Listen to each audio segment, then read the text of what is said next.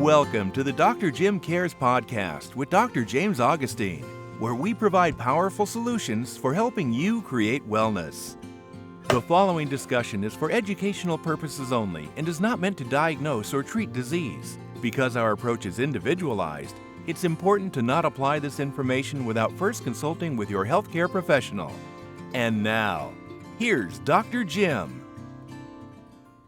Hey, welcome back to the Dr. Jim Cares podcast. My name is Dr. Augustine from Head to Wellness, and today we're going to be talking more about sleep because we had, a bunch of questions and comments from a video that we did on sleep. So let's get into it in more detail, in better detail. And the reason, and this is a significant factor, is I want to explain that sleep is not, whether you can get away with it doesn't really matter. It absolutely is going to affect your body in a good way if you get enough sleep, and in a negative way if you don't get enough sleep. And I know many people out there who are youthful, they can sort of get away with it for a time, but it's still affecting them. And so I thought we'd talk about the brain. The brain is where it happens. Matter of fact, this is the core and center of my practice is brain, because your brain is the most important organ system tissue in your body. And we're going to talk about the areas in the brain that actually control sleep. So let's get into it. I just took the brain apart, and we're going to talk about different parts of the brain, if you can see that. First and foremost, the hypothalamus. The hypothalamus is the start of your autonomic nervous system. It receives feedback from all the hormone-producing glands in your body. And what it extends down into and creates is the autonomic nervous system throughout your body that controls and regulates your organ system. So it's a very vital part of your brain. So in this case, the hypothalamus also is the control center affecting sleep and arousal.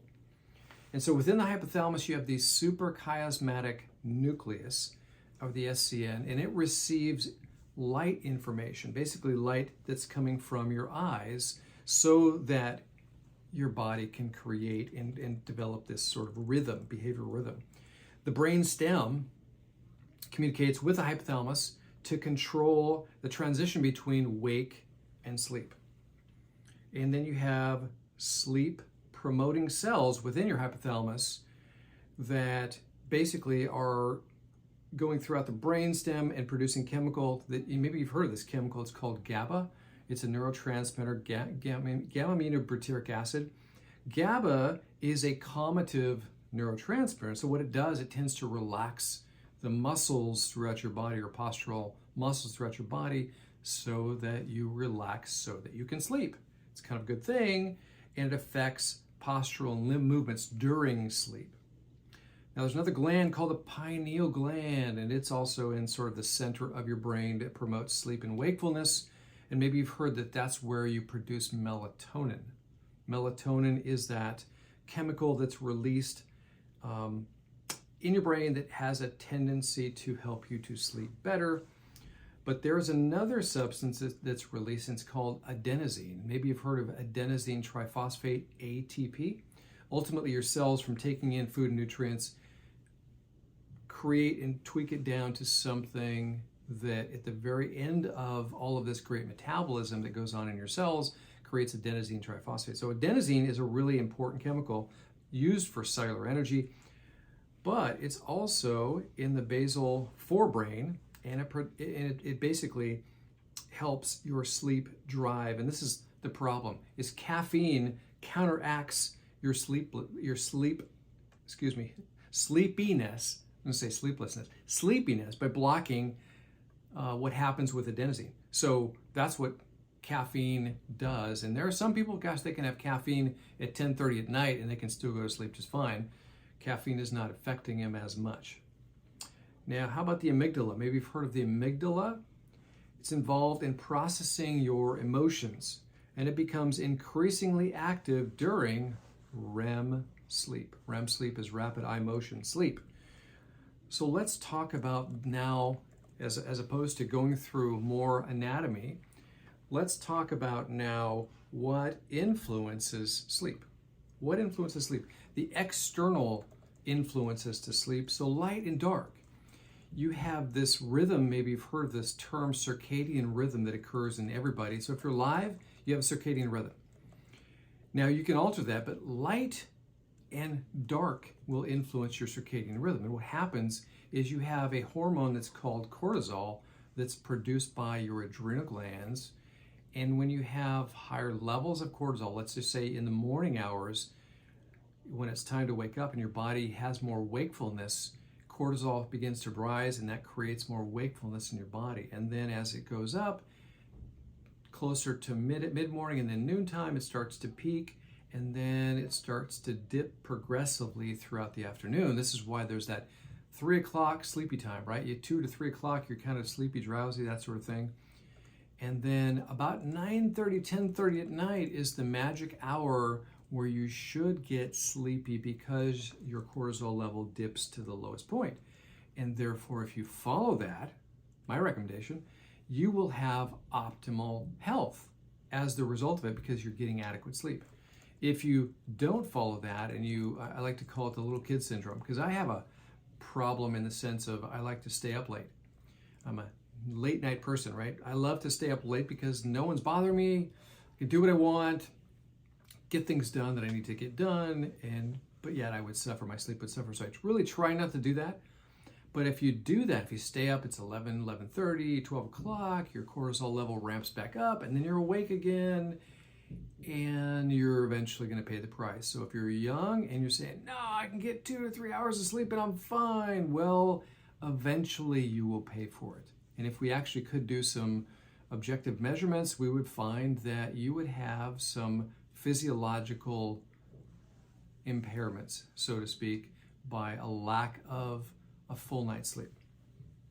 So light and dark influences through your brain, through your eyes, into your brain, and through all of these processes that we just discussed. And also your cortisol levels influence your ability to sleep and sleep effectively.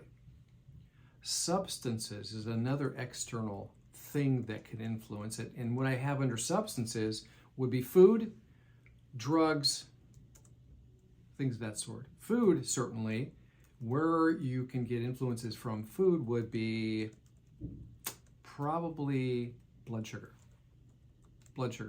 and maybe caffeine, right?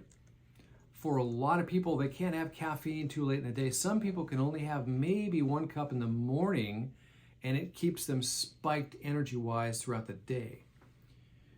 Other people can have 6 cups of coffee throughout the day. They can drink a cup before bed, doesn't influence them. But my point is that caffeine definitely influences and can influence your ability to sleep properly. Now, food from the other perspective is starch and sugar in your diet. Definitely you can get the blood sugar roller coaster. It creates a blood sugar roller coaster. So the blood sugar rises up, you have energy, and then all of a sudden it drops down and you're sleepy, tired, and also probably hungry. So throughout the day, it can influence your sleep. And then certainly during the night when you're trying to sleep and you don't have really good stability of your blood sugar, it can dip, and then your body will wake you up because your blood sugar just dipped too low. So things of that sort. So substances would be food and drugs that can influence it. Medications can do this. Medications certainly, and you can look up all the side effects. We get to look on television, see all sorts of, advertisements for medications now. And of course, it has all these great effects. You see all these people doing great things, but then it has this nasty list of side effects. Sleep is always a super, super common side effect that's influenced because of medications that people have to take. What about activity? Your physical activity definitely can influence your sleep, your ability to sleep. Great, balanced physical exertion, lifting weights, cardiovascular exercise definitely can make you tired enough to where you sleep very soundly. Now, too much exercise, and let's take an extreme example, running a marathon. Usually the days following a marathon, probably a good 3 to 4 days, you will have a difficult time sleeping. How do I know? Because I've run marathons, a bunch of marathons. And it is that way. Or you've been a really high exertion backpack trip, climbing Mount Whitney or something like that. And boy, not only is it tough to sleep up in the mountains, but when you get back, all that physical exertion, it's tougher to sleep. So, because your body's in a very highly stressed mode. Lack of physical activity can also do the opposite. Can make you not physically tired because you haven't burned any calories, and it's really tough to sleep. So too much physical activity, not enough physical activity can influence your ability to sleep effectively. What about stress? Stress is such a big deal. It's in the center of 100% of the time, every chronic illness, and everybody has some stress to some extent. If you live in Southern California like I do, just driving the freeway, instantly into sympathetic stress mode, and ramps up your cortisol and your adrenaline. And when you have those rushing through your veins, guess what? You will have a hard time sleeping. Matter of fact, you may worry throughout the night. You may worry about your children. Hey, they're not home from wherever they went to. And you're going to stay up and wait till they walk in that door. Then you can take that deep breath and you can relax and sleep, maybe. But stress is a major contributing factor to knocking your sleep low, not being able to sleep more effectively. So consequently, that stress affects internally. So if we talk about internal stressors, stress is a significant factor. We talked about some hormones already, such as adrenaline, cortisol, those sorts of things. What about pain? People that have chronic pain, it's hard to sleep when you have chronic pain. You turn over and you have back pain. You have joint pain because maybe you have rheumatoid arthritis, or you have lots of inflammation because you have other types of arthritis, or you've eaten too many carbohydrates and you're in a state of diabetes and your body's very pro-inflammatory and you just don't feel well. Pain is a big, big contributing factor. And emotions too. Depression, anxiety, all can influence your ability to sleep. So with that, let's move on. Now we're going to talk about how much sleep do you really need? And this is the science. This isn't just my opinion. This is what it says in the science. Now, babies are 16 to 18 hours. Babies, because why? They're growing. They're growing their organ systems. They're in a growth mode. They need lots of sleep because that's a very highly metabolically active process to grow and become child and then an adult. Teens also are pretty stressed as far as their physiology. Their physiology is extremely highly metabolically active. They're more on the sympathetic or stress side of their nervous system anyway. So they need like 9.5 hours of sleep a night. 9.5 hours of sleep a night. Now adults range from 7 to 9 hours of sleep. And we're talking about sleep that would be good and restorative. Seniors, as we get older, maybe above, I'm going to push it, I'm going to say above 70 years old, we'll call those seniors. You'll actually start to not need as much sleep. It's harder to get sleep, and many seniors are on medications that will influence their ability to sleep as well. They're not as active, so therefore their sleep is not as good as it could be or should be. So with all that, let's go, I'm going to just recap with that. Babies, 16 to 18 hours of sleep. Teens, 9.5 hours. Adults would be 7 to 9 hours, and then seniors can be less than that because of influence of medications, lack of physical activity, that sort of thing. So the question comes, why would I be asking these questions about sleep? Why would I be so inquisitive about this whole thing with sleep? Because it absolutely affects your health and wellness. If you did some sleep studies, there are clinics out there that's all they do is sleep studies. Very, very interesting because of when they strap you in and do the testing on you, you will see your full body physiology being directly affected by sleep. And I know there's some out there that are going to say, I'm fine with 3 hours, or I get 5 hours, I'm just fine. Well, if we could actually do some metrics, actually measure you, strap you in and really test you, you would find that you would not be fine. You would find that you would not be as healthy and as optimal health as you could possibly be. So sleep is a big deal. I always, matter of fact, in programs that we develop for people to actually heal from illness, sleep is a core and foundational thing that they must attempt to do. And we do it progressively. We try to get them to do and get more sleep by trying to solve some of these other factors that are influencing their lack of sleep, because you heal when you sleep. So I'm always speaking in the context of optimizing a person's health and wellness, and it's not always the lack of disease or symptoms. So what do you really need to optimize your health? And I would recommend you get a little bit more sleep. Try it. If you could try to commit to a half hour to an hour more of sleep, just try it for a week. Anybody can do something for a week. You will see the world completely differently. You'll be amazed at how much better your brain functions. Concentration, focus, mental acuity, intellect, all those good things work so much better when you get better sleep. So with that, if you want to heal and overcome your health challenges, let me know. I'd love to help you out. You can contact me through email or phone. My email is draugustine, draugustine@gmail.com, or you can reach out to my office at 562-860-3404. I'm on social media.